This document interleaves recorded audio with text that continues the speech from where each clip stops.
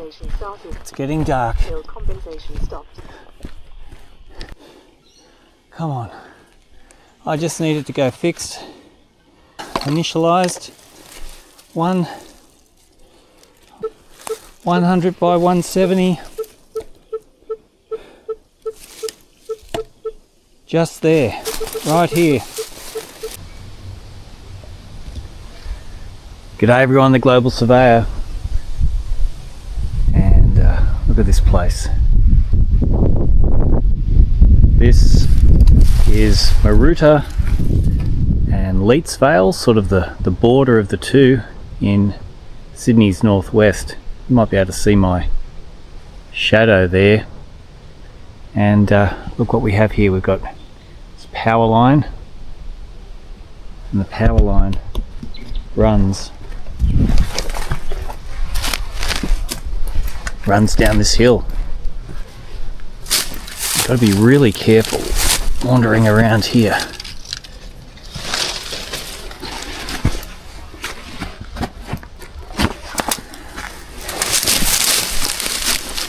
These rocks, really steep, not easy to walk around, and definitely not easy to survey. Why am I here? Well, I'm doing a detail survey for someone who wants to build a house right on the edge of a hill. And look, I don't know if you can see the wires there. See those wires running down the bottom there. Really, really steep. I don't actually want to go down there.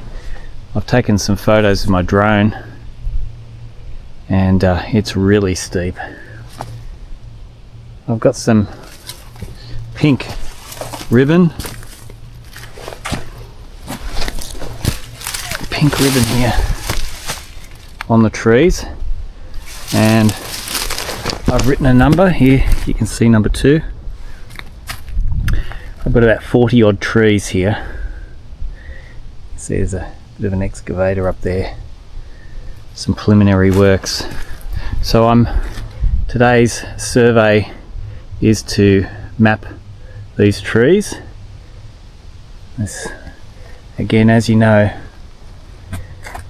or you may have seen from many of my other videos, I love wandering around the rock. I just love it. I've got my Leica GS18 just up there next to that tree, using that to map the trees. When I make a measurement to these trees, and I'll show you a bit later on, I like to put the pole here. I measure the diameter, the height, and the canopy spread. I take the measurement on this side of the tree. Now this side is the northern edge of all these trees. So the idea being, when I'm back in the office, if I really want to nail the position a little bit more accurately, I'll just plot half the width of the tree in a southerly direction, and that will get the location of the tree. So there I am, here I am. Hope you're doing well. I'm going to be heading down here.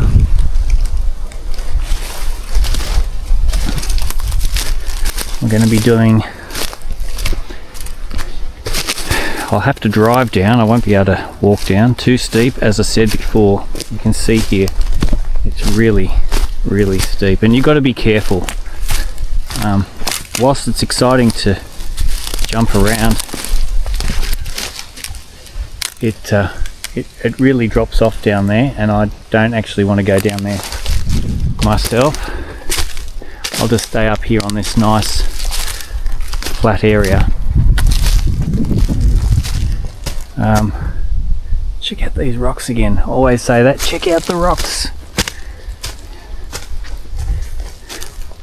Quite interesting here.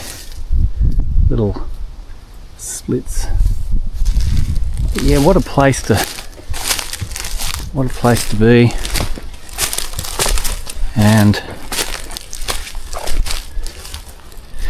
it's Friday, and I was just going to say, you probably saw my last video with Ian Idale, the astronaut, making a video about daylight stars, and make sure you go check that out. Okay, so this is tree number 6. I think it's a rough bark Angophora, rough bark apple, and it's about 300mm diameter, probably about 8 high, and it has a spread of about, what have I said? You can see here in the attributes, I've got the spread, the canopy spread, being 4 meters radially from the center of this tree. Sort of goes 4 meters out there and about 4 meters out that way. Diameter of 300, that's the tree trunk size. The height about 8. The species a rough bark apple, and tree number T number 6. So that's the codes that I stick inside the controller here. When I get back in the office, all that information, the attributes, are plotted on the screen. All done in the field. Here we're at tree number 15, and you can see the valley below and these rocks. It really drops off here. One false move over that edge and you're a goner. You can probably see some water down in the valley there. Little wetlands. I'll be heading down there later. There's my tree number 32, and it's a yellow bloodwood. You can just see here. See the yellow mottles of bark there. I'm not really sure the scientific name, but yellow bloodwood. What a view. What a view. Okay, we're at tree 41. Again, check out the rocks. And almost at the end, I think that tree just there's tree 42, and that will be the last tree I need to survey as part of this little exercise, and then I have to go down into no man's land and look for some boundary marks. So wish me luck.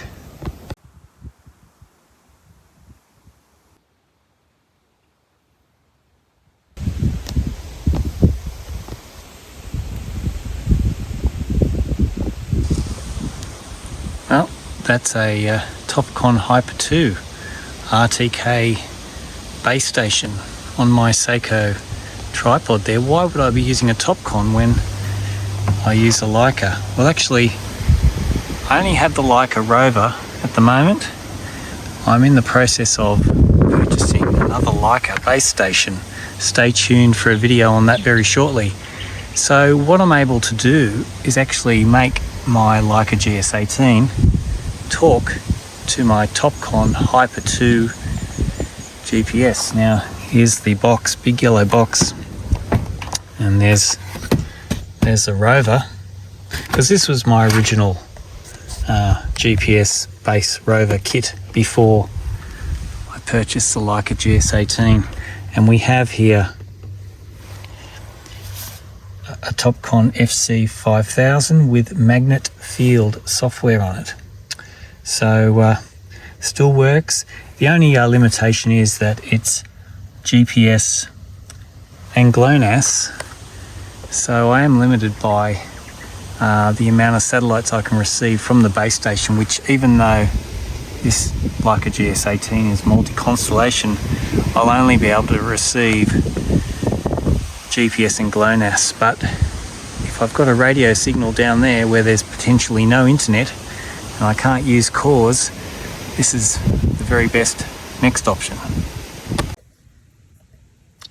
And to set this base up, I've been able to find the coordinates here. Point number 619 with my easting, northing and height of the the peg that I have just near the witch's hat there. I read that using CoreNet. So what I've done is transfer those coordinates into this Topcon receiver here, the FC5000, and I've measured a slant height. So you get slant or vertical. I've got a slant height of 1.645. I'm going to start the base. Base station started successfully. Go to rover connection. Now I'm going to say no because I'm not going to be using this rover. I'm actually going to be using that rover there. So I've disconnected the 4G antenna, so the GPS receiver is not receiving any 4G, and straight away, look, it's gone into this RTK bridging, which still gives me, look at the accuracy, 50 mils by 20 mils, no internet connection. That's RTK bridging. It's a feature within SmartNet, Hexagon SmartNet, that gives you sort of approximate positioning when you don't have an internet signal when it drops out, and it gives it to you for about 10 minutes. So that's pretty cool, hey? And now you can see I put the antenna on, the GAT28 antenna. Hope you can see that okay. Okay, we're going to hit this little thing that looks like a little phone here and change the RTK profile. Load RTK profile. I'm going to change this from SmartNet, CoreNet to GS18 UHF radio. Click finish. I don't want to keep the internet settings for the time being. Hopefully, if all fingers crossed, it should flick over to UHF radio. Connection to GS sensor lost. And look at this. You see that? A little radio there? RTK initialized. And there we go. RTK Connected to GS sensor. initialized. Now you can. Okay, and because my base there is only GPS and GLONASS, that means that I'm only going to have GPS and GLONASS on my GS18. So you can see I'm right up on top of a hill here. I should have 30 plus satellites. I've only got 15. That's the GPS and GLONASS. But look at the accuracy, 15 mils by 8. Not bad. So it looks like I'm ready. I'm going to hop in my car, drive down the bottom of the hill and look for some survey marks. So one of the joys of surveying is that we get to travel in our four-wheel drive.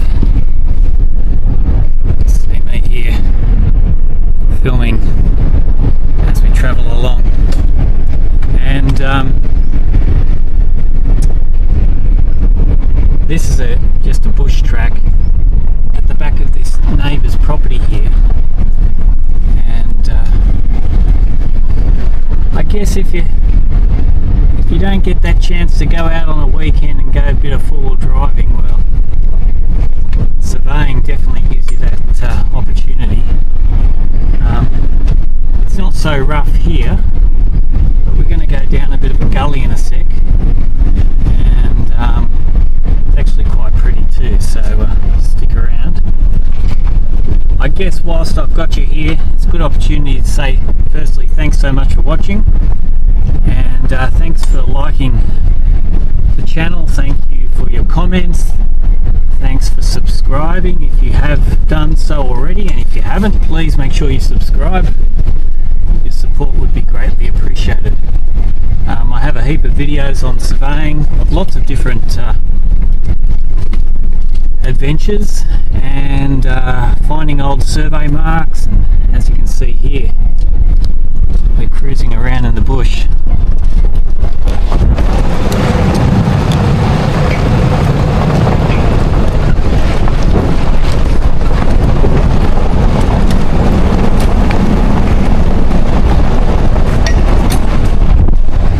So yeah, it's just a fantastic place to work. again, look at the rocks. Rocks. So I'm taking this track down to the bottom, and it sort of goes up and around and winds up and down. So I'll stop videoing now, and I'll see you at the bottom. I've managed to get down to the bottom here, and I just thought I'd pull over, and holy cow, that's a long way up there. Check this out. Check out this little culvert here. Some stones neatly placed in this tiny little sort of little dam. Holy cow.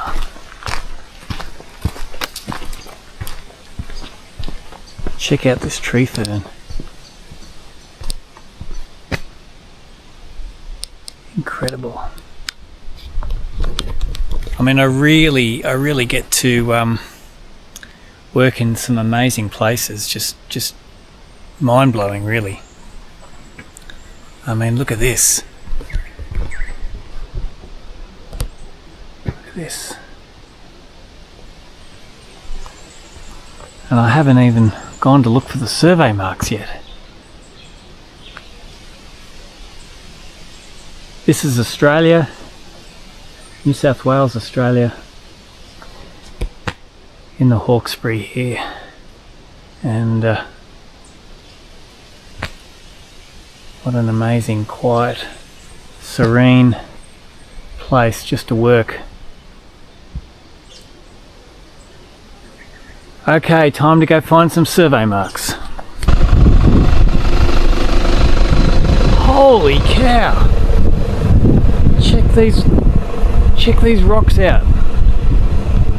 No wonder they say falling rocks do not stop.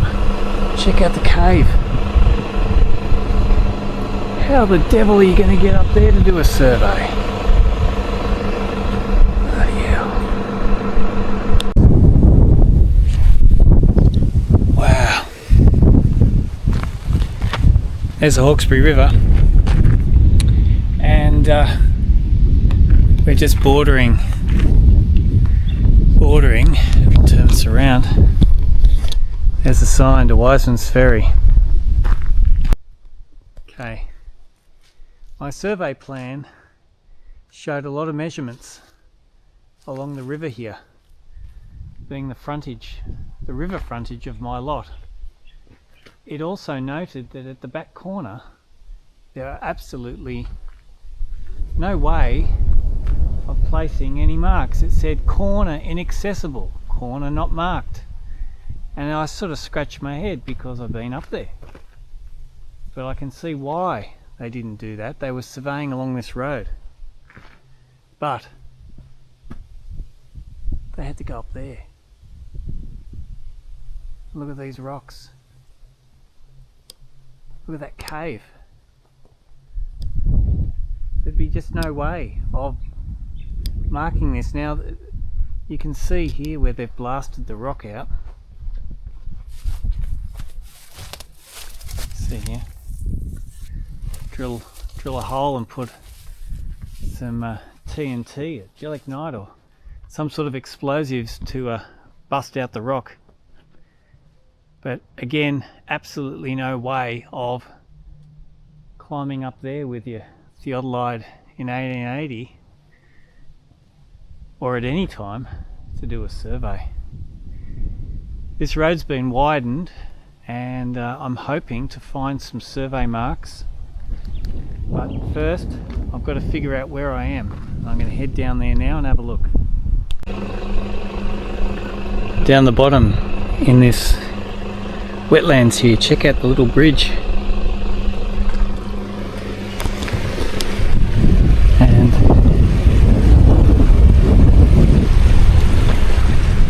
Running stream.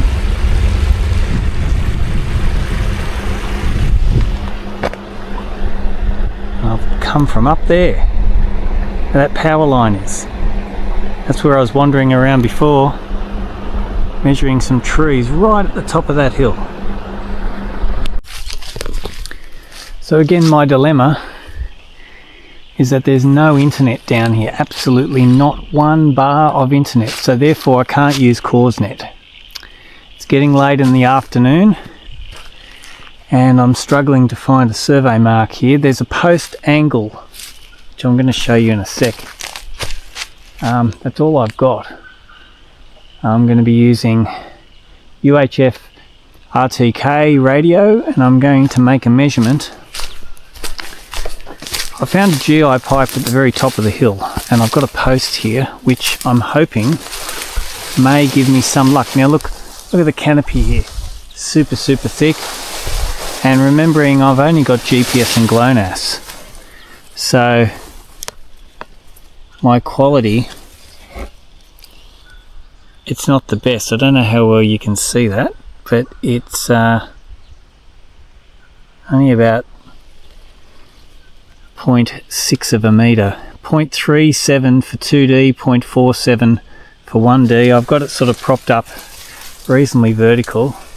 You can see I've got both antennas in there. I've got the UHF antenna, the longer one, and the 4G antenna there. And what I'm doing is I'm just going to let the residuals, I've taken about 300 readings so far, I'm just going to let the residuals get down to about 0.1 of a metre.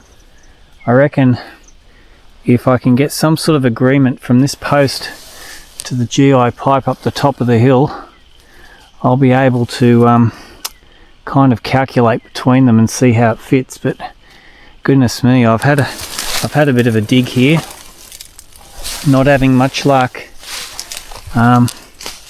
Again, pretty amazing place, and there's no evidence of any sort of mark. There's a significant fence here and a significant angle, and there's what looks to be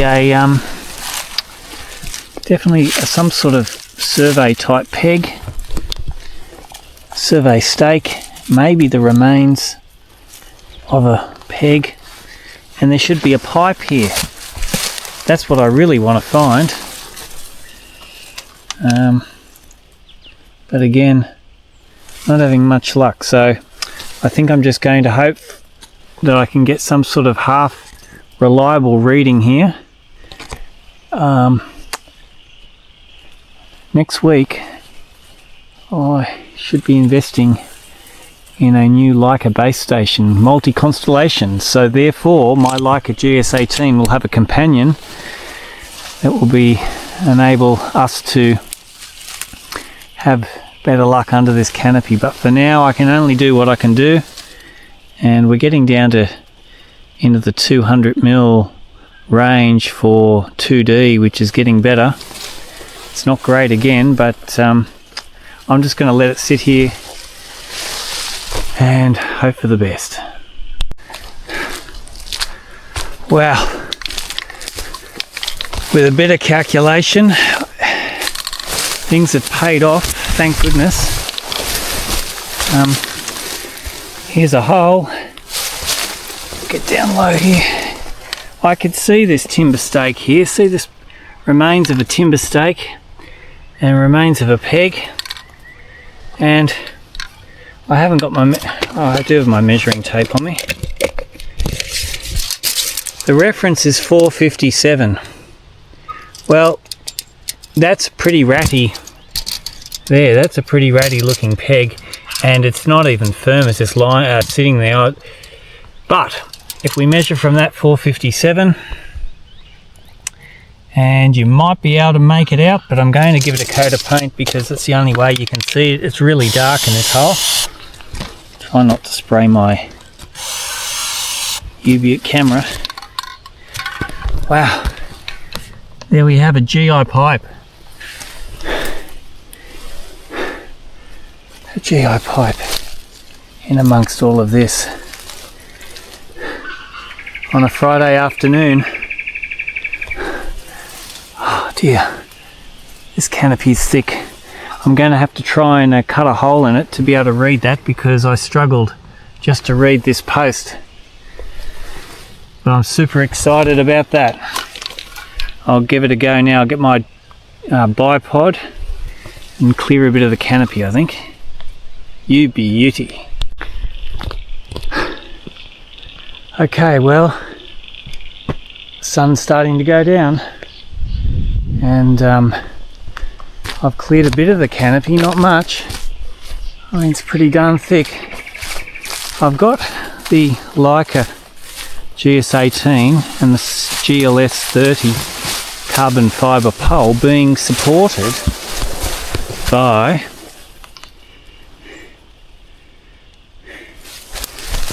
my Topcon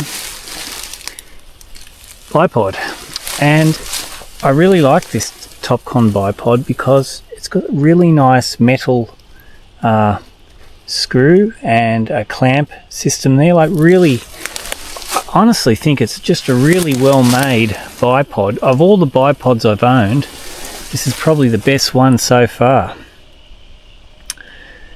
Okay, doing 80 readings so far. The 2D quality, which is all I'm really interested in, is at 19 millimeters, 1D 35, the 3D overall is at 40, so it's doing pretty darn well for just GPS and GLONASS under this canopy. And wow, what do you think, hey? Pretty cool. Gee, so I've got one GI pipe here, and I've got a GI pipe up the top, and that's all I've got. Now I really want to find a rock mark, and that was going to be the star of this video, the most important thing for the video, but I'll see if I can show it to you. At the moment I've really got to get a really decent reading on this mark because that's all I've got. But it's 4:40 on a Friday afternoon. People would probably be on their way home. I'm not going to give up yet. I'm going to get a decent reading on this. I'm going to do a 2-point localization. I'm going to go look for an old rock mark, hopefully just beyond my car there, and hopefully I can find it. And I am going to a lot of effort. This is only just a detail survey, goodness me, but I need to know where that side boundary is so I can get that on my survey plan.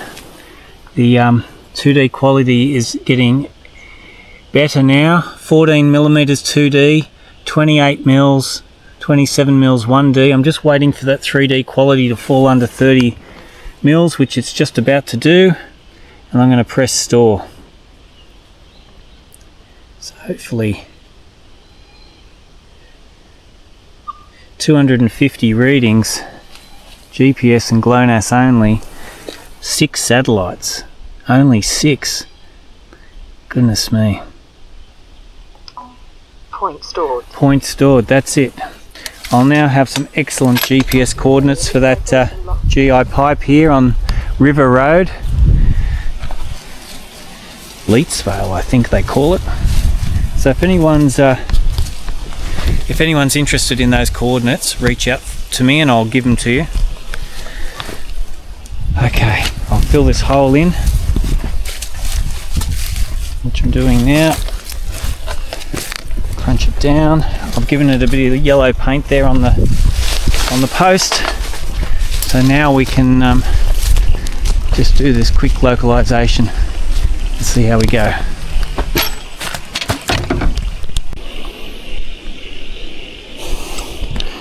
Okay, I've got my new camera mounted on my little neck mount here, RTK and initialization lost. RTK initialized. I'm looking for a rock mark. RTK initialization lost. I think it'd be fantastic if the mark was Till compensation started.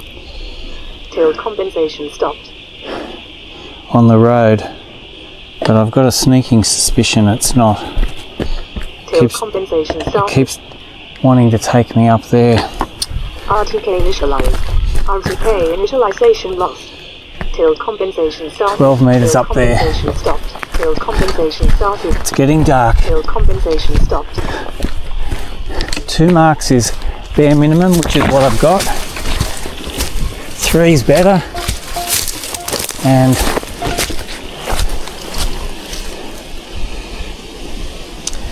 let's see what we've got. I don't have a U-butte fix yet, but it's about 8 metres up that way. I might try up here first, up the side of this rock. Whew. Hard to get up here. Oh dear.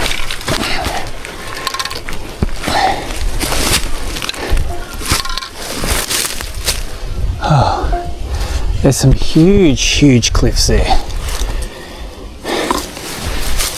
6 metres.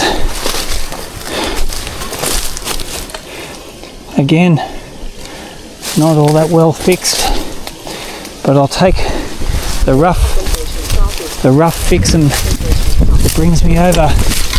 Whoa! Brings me over to this rock. 3 metres. Come on. I just needed to go fixed. I'll go out and here we are, initialised. 1. I'll get it in tilt.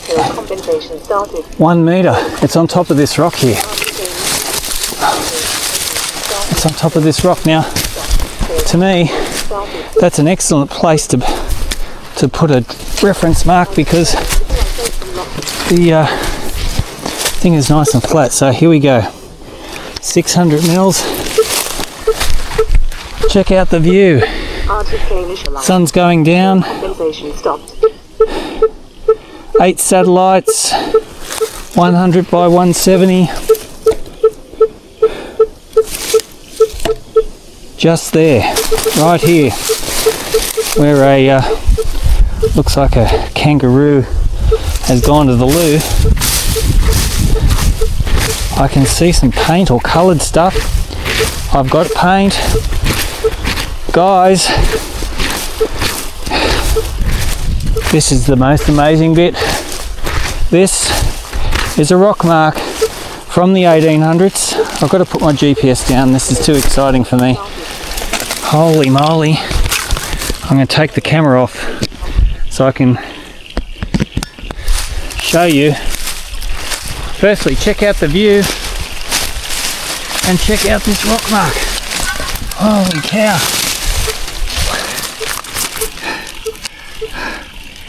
Wow.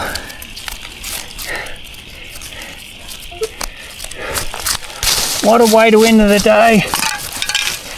I thought there may have been an Arthur road. I think there may have been some adjustments here, but it doesn't matter. Check this out. Broad arrow on a rock. I'll give it a coat. It's had a bit of yellow paint, so someone's found this before. It's not the first time it's been found, unfortunately. I do get excited by finding marks. Ah.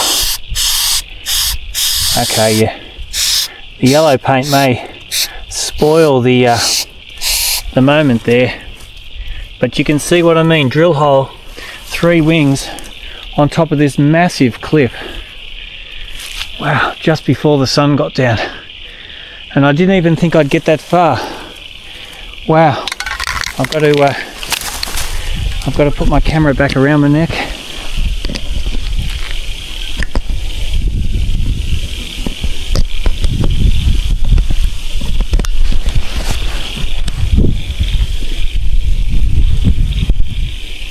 Okay.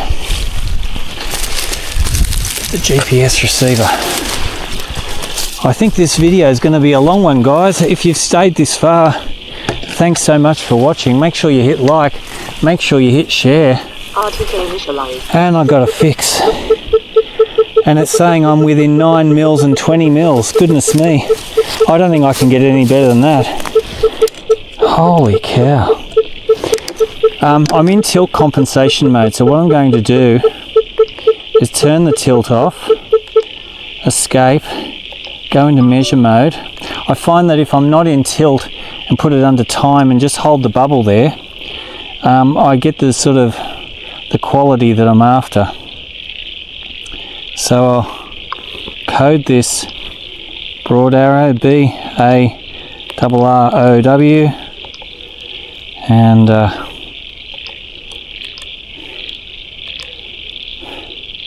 go 3D quality. Knowing my luck, I'll have to sit here for a little while. I should have bought my bipod. I was just felt a little bit easier to go without it. Wow, what a place, eh? And again, I'm blessed with all these rocks, which I really love. And there's a broad arrow sitting proudly on top of this rock here that no one's found in a very long time. And it's frogs, I think they're frogs, are going crazy. I think it's time to go home. Thanks so much for watching, everybody. I really appreciate the support on the channel. I've got to make sure I get out of here. Well, not only safely, but see how I've got, see the antennas on the Leica GS18. I've got the 4G and the UHF. They're quite firm, but sometimes I get a bit worried they might fall out. I've often thought about putting some coloured tape around them just in case they do, and that way I could find them if they fall into the scrub. But here we are. I mentioned earlier, this is Leetsvale in the Hawkesbury, and just up there on that rock is that rock mark that I found. What a place. Well, it's time to go. Make sure you hit like, make sure you hit subscribe, and I apologise for the time this video has taken to get out. The last video I made was with Ian Idale, and that was all about the Starry Day app. If you didn't, if you haven't watched that video, make sure you check it out. And it's been a crazy couple of weeks after that, at the end of the financial year, but I finally got back out in the field.